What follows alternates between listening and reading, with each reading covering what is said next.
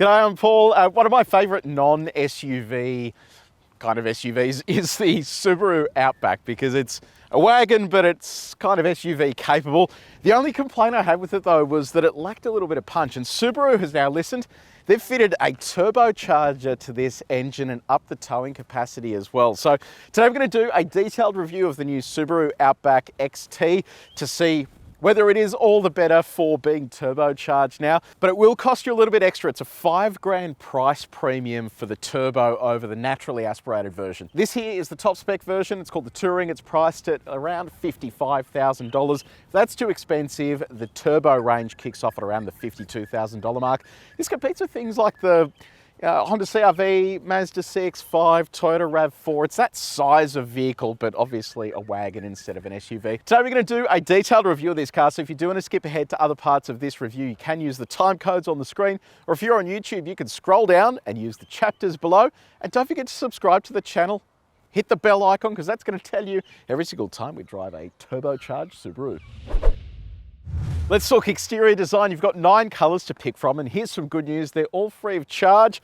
I really like the look of this. I mentioned before that it's my favourite non-SUV SUV because it actually just looks like a wagon. It's lifted up off the ground, so you get all the practicalities of a wagon without needing to drive an SUV. And I think it actually looks really smart as well. This dark blue colour looks great. You've got these piano black highlights down the front there.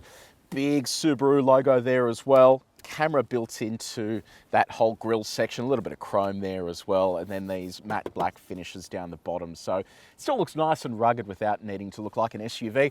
You get full LED headlights with headlight washers, LED fog lights down the bottom.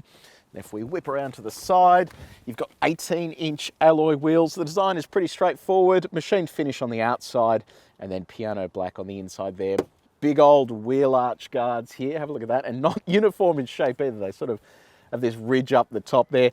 It is worth noting that front and rear dampers and also front springs have been adjusted here for the turbo model in comparison to the naturally aspirated one. So it'll be interesting to see whether it rides as well as the regular one does. Up the top here, you have this sort of shadow chrome finish, a little bit of chrome down the bottom there with an indicator built into the wing mirror. No camera or anything under there. Down the bottom here, you have that matte black finish. Up the top here, the roof rails are interesting because you can basically have them set up like this or flick them across so that they're active. So pretty impressive setup there, and they sort of live nice and high as well. So even the roof rails look like they're off-road ready. You get privacy glass, Outback down the bottom here. Around the back, you're going to find partial LED tail lights, Outback with XT, XT being the turbo designation, and then Subaru symmetrical all-wheel drive. I mentioned before the towing capacity has increased. I'll go into a bit more detail on that when we do go for a drive. Down the bottom here, you have a bit of matte black and then also grey as well, and a shark fin aerial up the top there. So let me know what you reckon about the Outback. Do you think this is a great alternative to an SUV? Do you think it's a bit expensive now that they've turbocharged it? Let me know what you reckon in the comments section below. Okay, so we are in the Outback. We'll start off with the key, lock, unlock, boot, and then you have nothing on the back there, a little bit of chrome highlight on the side there, or brushed chrome. You have a push button start just here next to the driver's knee, and also proximity sensing to get inside the cabin. Yeah, look, I like this interior because it's pretty versatile, nicely presented as well. Big infotainment screen in the center there that gives you all of the control you need over the car's functions, and all of these surfaces just feel really nice as well. So when you are spending this kind of money, it actually feels like you're getting value for that investment as well. I don't love the piano black. It's sort of all over the place here, but anyway, yeah, it is just a little bit hard to keep clean. It scratches easily.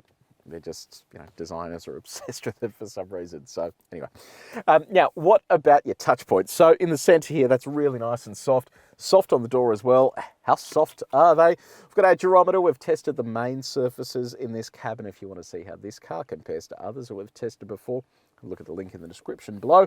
Now, build quality, tiny bit wonky there, but for the most part, it's actually not too bad. And our door test sounds solid. Let's chat infotainment. So you have this 11.6-inch vertical display here in the center. It's a touchscreen, but it also has shortcut buttons on the side for things like temperature controls, volume and tuning, which I think is definitely a good thing, especially for those functions that you just want to access quickly, like volume. You can either do steering wheel or just reach over here and away it goes. On the radio front, you have AM, FM, DAB digital radio that's all plumbed through a 9-speaker Harman Kardon branded sound system. It's a really good sound system, so it's good to see that it's standard here in the top spec version. In addition to that, you have smartphone mirroring in the form of Apple CarPlay and Android Auto. I'll show you what Apple CarPlay looks like to start with. So wireless, not too bad. Tiny bit laggy there, but for the most part, it's fine. Big display there as well, so you can actually see exactly what's going on. This is what Android Auto looks like. So that covers that entire screen there as well. So pretty good setup. Quite like that. Other functions in here, look, you do have some sort of car features for off-road driving, so you can see your tilt angles, also what the all-wheel drive system is doing as well. So there are a few sort of nifty little features you have in there, along with inbuilt satellite navigation as well. Head of the driver, you have a smaller 4-ish inch display, so that is basically your trip computer and other sort of basic functions like that. Interesting feature here is this little thing. So this has some cameras built into it, and it's designed that when you do get into the car, it can detect your face and then apply all of your driver settings. So you can configure that and it'll recall all those settings for you. Now let's talk safety technology. You have autonomous emergency braking through this camera system that Subaru has running. It tends to work pretty well. Also detects like if the car's moved off ahead of you, and it gives you a little bing if you aren't concentrating. Hopefully not on your phone. Auto dimming rear vision mirror. You have blind spot monitoring built into the wing mirror over there. You have radar cruise control with a lane departure warning. There is a semi-autonomous steering function, which we'll test when we go for a spin. You have rear cross traffic alert. You do have a 360 camera as well. It's quite interesting. So I'll show you what that looks like. I'll pop this into reverse first, so you can see it showing up there. You get guidelines. You can also very clearly see our suitcase as well. But then you can also press this button here while you're driving. So that gives you vision out the front and also down the side on the passenger side. Not the best vision in the world. You can't really sort of see what's going on there, but it kind of does the job. And in addition to all of that, this is what your horn sounds like. So let's talk about practicality, and we'll start off with your connectivity. Now, the interesting thing here is that Subaru has gone a little bit wild with power outputs. So there's a USB-C and a USB-A port up the front here. The USB-C port is 3 amps, which means at 5 volts you'll get 15 watts of charging, which is pretty healthy. You have an auxiliary outlet there as well. No wireless phone charging, unfortunately, but you can whack your phone down there if you want, or just in the cup holder as well. You do also have a 12-volt outlet that's located in the glove box there. In terms of storing your odds and ends, coffee cup can go in here, plenty of room in there for that as well. Bottle goes into there too. There are no teeth, so it does move around a little bit, but there is a deeper bottle holder there if you do need it. This fits inside the door as well. Try a larger bottle, see if that fits in there. No, not quite, unfortunately. Other storage, you have center console here with storage up the top there, and then storage down here as well. Have a look at this though. CD player, you don't see those very often, so it's pretty cool to see that exist. You have a reasonably sized glove box down here that's almost entirely consumed by that manual. Little storage nook just there, and finally a sunglasses holder up the top. Okay, let's talk comfort. So you have dual zone automatic climate control up the front here. You have heated and cooled seats. You have a heated steering wheel. On the seats, you have electric seat adjustments. You can go forwards, backwards. Backrest can go forwards, backwards. You have lumbar adjustment as well. You can lift the front and the back too. The cool thing is here, so Napa leather seats, lots of perforations too. So if you are driving in your Outback, you're going to stay nice and cool. Steering offers both tilt and reach adjustment. And on your reach test, all of this stuff is easy to reach while you're driving. Okay, second row of the Outback. So knee room, excellent. Toe room is great. Headroom is really good as well. Just shows you really don't need an SUV to get the space that you think you need. It is a really, really well thought out space here. You get map pockets. They're sort of tiered as well. You have two 2.1 amp outlets here. Seat heaters for your 2 outboard seats. Air vents there as well to keep you nice and cool. Center armrest here with 2 cup holders. Holds the bottle in nicely. Rubber teeth there too. Bottle fits inside the door there as well. And then our window test. So it's auto up and down. Oh, goes all the way down. Win-win. And in addition to that, you have ISOFIX points on your 2 outboard seats with 3 top tether points. Okay, let's talk cargo space. So you've got a powered tailgate.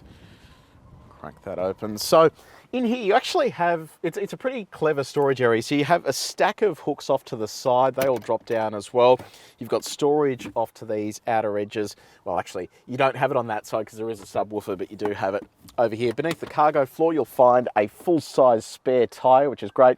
Your kit for changing that. You've also got a 12-volt outlet over here as well. In terms of space, you have a little over 500 litres available there. I'll show you what it looks like with our bags in there.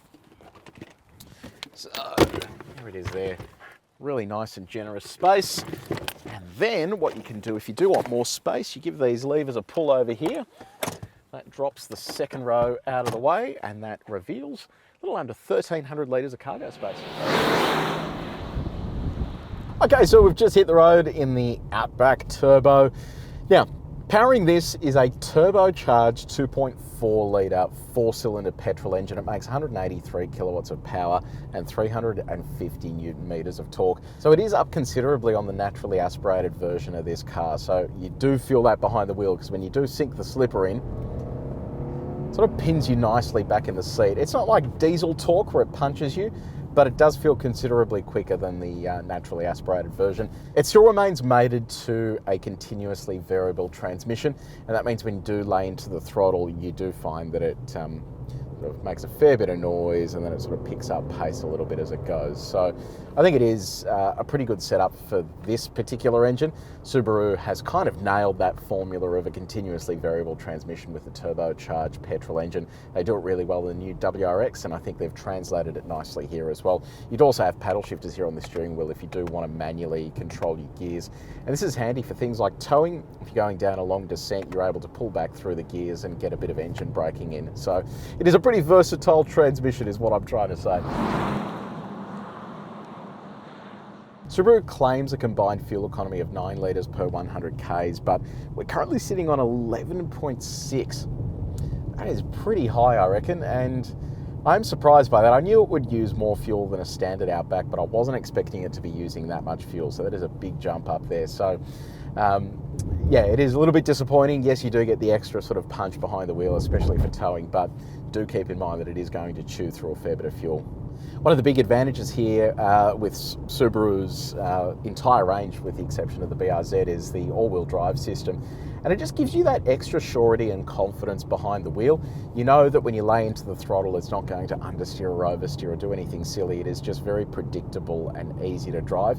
And that's one thing that has always been a constant with Subarus. They're just pleasant to drive behind the wheel. There are never any real big surprises. Steering feel is good. It has a bit of weight to it, so it is sort of heavy-ish, but it's not the end of the world. It still means that parking in and around the city is pretty straightforward. The ride, on the other hand, is fantastic. It just does such a good job in and around the city. And out here on these country roads, we're about to go to our very bad country road in a second, but out on country roads, it actually does a great job of just keeping everything nice and smooth. Now, our sine waves, let's bump this up to 130 here for the sine waves. We'll see how this performs in terms of body control. Yeah, look, it's pretty bouncy through there. But it is a controlled bounce. It's really interesting. We're driving the Cherry Emotive 5 at the moment, and that is really softly sprung, and it just doesn't feel like it has any body control. This is very sort of soft at that top end, but I feel in charge of the vehicle. It doesn't feel like it's going to surprise me at any point. So, yeah, look, it probably could do with a bit more body control at the top end, but for the rest of it is a really nicely performing package. Okay, we've got our dodgy country road here. So we'll hit this at 90 Ks an hour. This really is a stress test for the suspension system. So far it's doing a commendable job. We've got our condensed sine wave coming up here.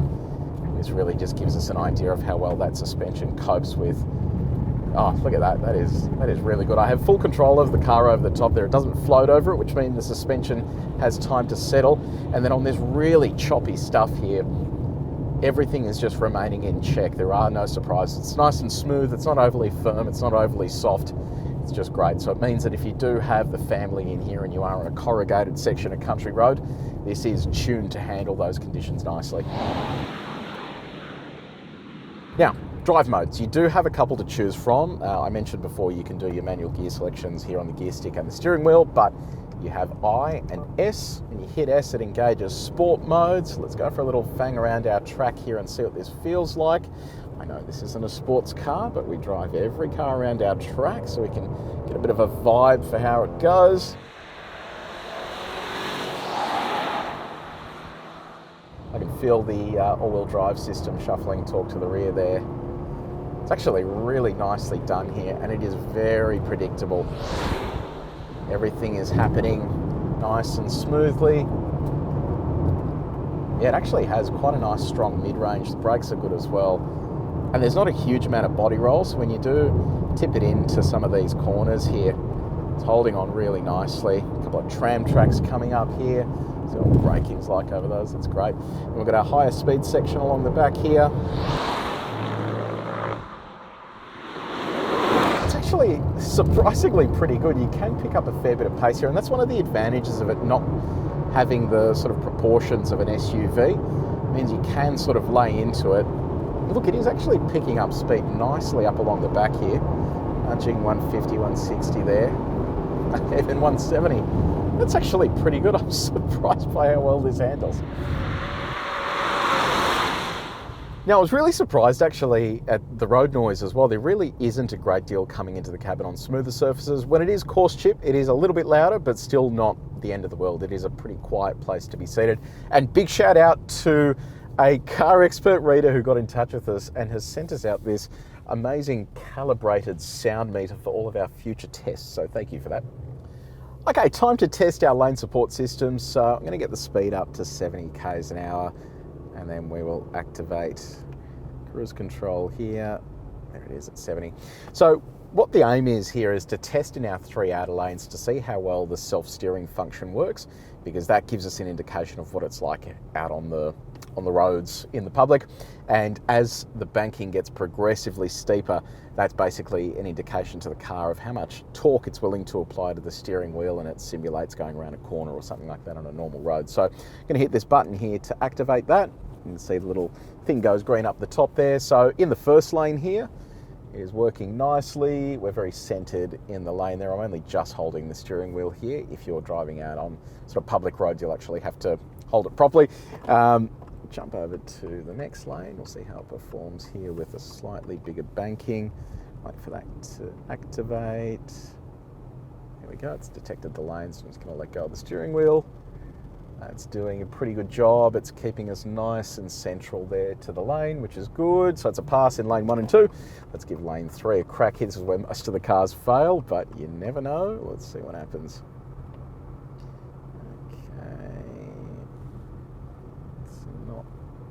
Getting there, it's not detecting the lines. We'll just give it a little bit more time here. We'll get closer to that line. Yeah, it's not detecting the lines at all here. Get it a little closer to the top.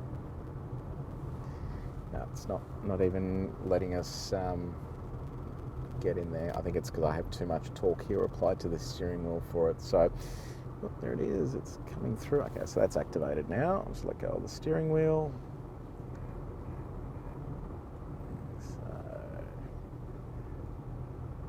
Yeah, look, it's okay. It is straddling that line a fair bit, but no, look, it's okay. It is really riding that line, and I think if I was out on like a public road, I'd probably be forcing it to come back in, because if you're next to a truck or something, that's not going to be the best place to be seated. So yeah, look, it's a pass in lane 1, 2 and 3. It's just performance could be a little bit better there on that banked section of the oval.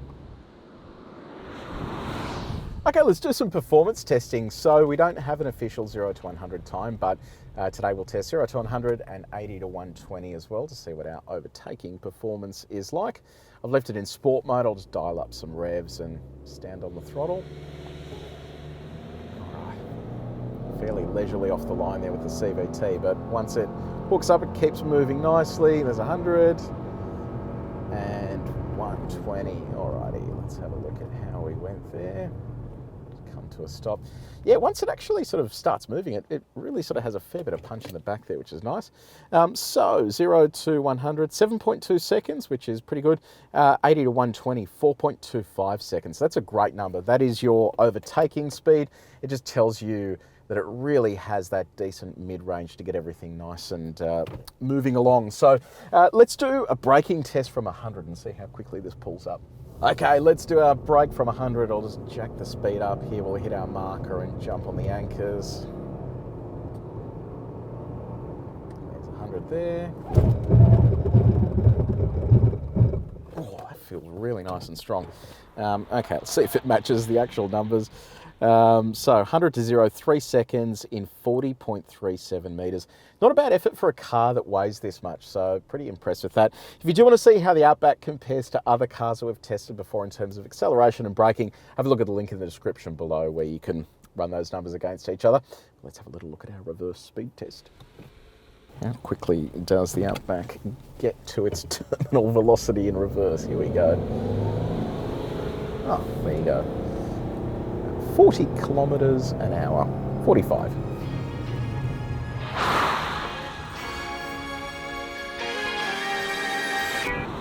So the Subaru Outback XT, they have finally done what I needed, which is a little bit more oomph behind the wheel, and it is all the more better for it. It's so much fun to drive and just far more engaging. And if you are towing, this is going to be the best choice for you because you are getting that turbocharger to add that extra kick. The downside though is that it seems to be pretty thirsty on fuel. I want to spend a bit more time behind the wheel in the city to see if it gets any better, but the way that it is now, it is going to chew through a fair bit of fuel, which is worth keeping an eye out for. So let me know what you reckon about the Outback in the comments section below. Do you think this is the type of vehicle to get instead of an SUV? I'm keen for your feedback. Let me know what you think. If you did enjoy this video, please make sure you like it and you share it with your mates. And if you haven't done so already, subscribe to our channel and press the bell icon. But until next time, take it easy.